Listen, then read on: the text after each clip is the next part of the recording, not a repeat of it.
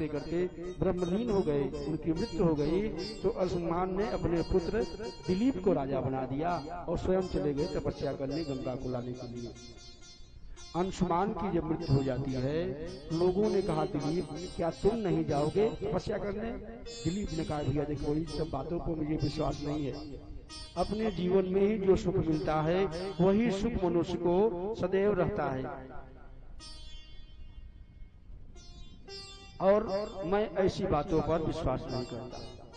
लेकिन एक दिन जब रात्रि के समय दिलीप जी सोए हैं तो उन्हें स्वप्न में उनके पितरों ने दर्शन दिया। कहा कि बेटा हर पिता यही चाहता है कि उसकी संतान उसकी मुक्ति का कारण बने, और इसीलिए तो लोग पुत्र की याचना करते हैं कि पुन्नाग नामक नरक से कोई मुक्ति दिलाएगा तो उसका पुत्र।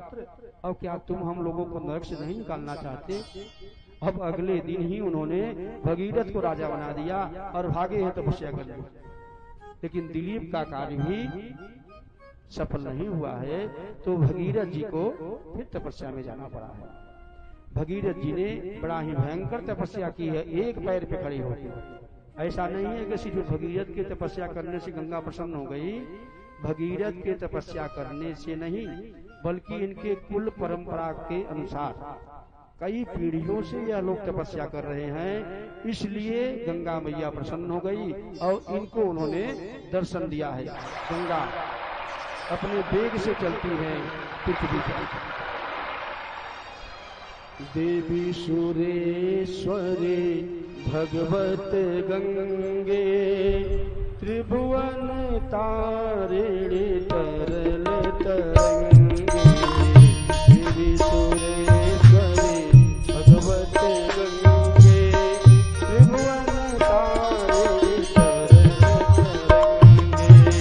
शंकर मौनि विहारी विमले मम मति राता तव पद कमले।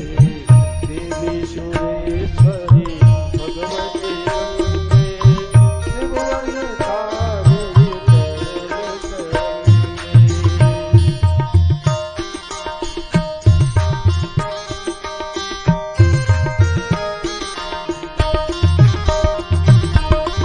भागीरथी सुखदायिनी माता सौजन्य महिमा निज में ख्यात।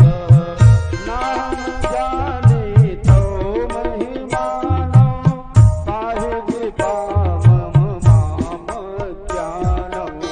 देवी सुरेश्वरी भगवती गंगे त्रिभुवन तारिणी तरल तरंगे।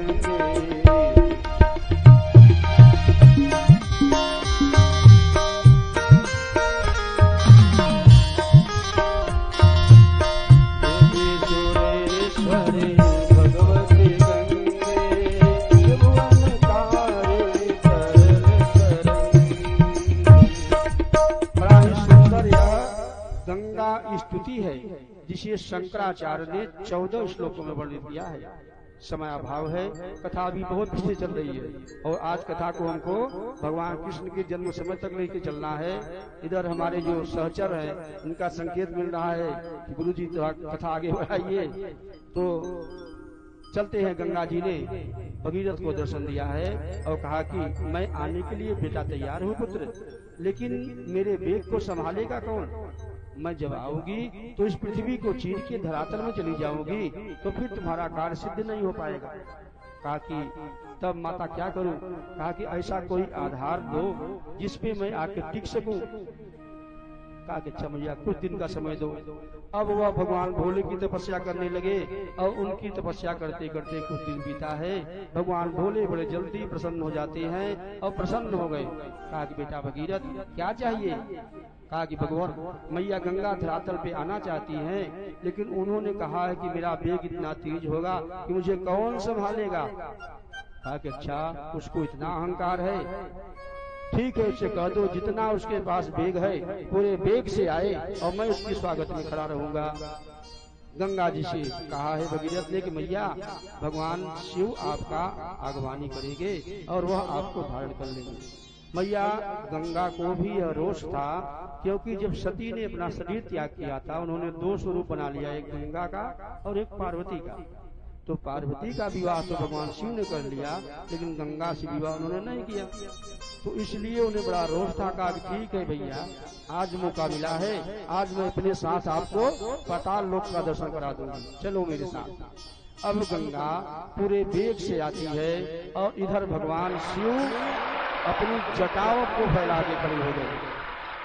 भगवान शिव की जटाएं क्या है? जटाटवीलज्ज्वल प्रवाह पावतस्थले गले वलंब लंबिताम्बुजङ्घितुं मालिकामर्दमर्दमद्दिनाथमद्यवत्मर्वयं चकार चण्डताण्डव तनोतु नः शिवः शिवं तनोतु नः शिवः शिवम्। भगवान शिव की जटाएं जो है वह वनस्पतियां हैं और इन वनस्पतियों को उन्होंने खोल दिया है और गंगा पूरे वेग से आती है और उन्हीं भगवान की शिव की जटाओं में बस गई। निकलने का कोई मार्ग ही नहीं मिला। 2 दिन 3 दिन 5 दिन 10 दिन उसी में पड़ी रह गई। नीचे हाथ जोड़ के भगीरथ खड़े हैं कि प्रभु मुझ पर ध्यान दीजिए, मैंने मैया को नीचे बुलाया है और जब आपकी जटाओं में ही इनका डेरा बन गया तो मेरे पितरों का उद्धार कैसे होगा। तो भगवान शिव मुस्कुराए हैं और अपनी एक लट को खोल दिया है और उसी लट की धारा निकलती है।